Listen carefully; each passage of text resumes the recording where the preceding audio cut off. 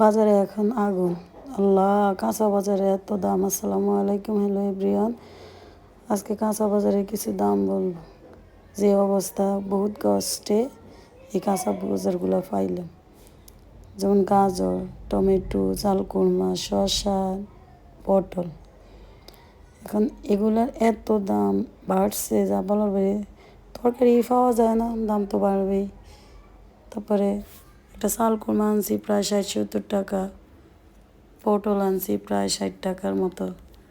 তারপরে আপনার শসা আনলাম, মানে পটলগুলো মোটামুটি ভালো আছে, অতটাও না, কিন্তু গাজরটা একদম নষ্ট হয়ে গেছে। টমেটোগুলো অনেক ভালো পড়ছে, মানে যে বীজটি কীভাবে কী ভালো পড়ে বলেন।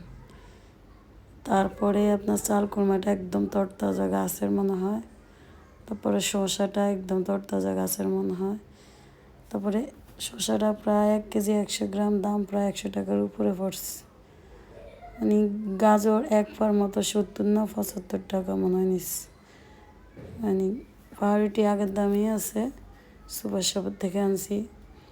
তারপরে আপনার এই যে গাজরগুলো একটু পিছনে দাগ লাগছে, কী আর করা, এখন প্রয়োজন যেহেতু বাবু আছে, খিচুড়ি রান্নাতে লাগে। শসাটাই সবচেয়ে বেশি ভালো লাগলো, অনেক সুন্দর শসাটা। তারপরে আপনার চালকুমড়াটা অনেক সুন্দর, একদম ফ্রেশ। তো আজকে এই পর্যন্ত। সবাই সুস্থ থাকবেন, ভালো থাকবেন, দোয়া করবেন। আল্লাহ হাফেজ।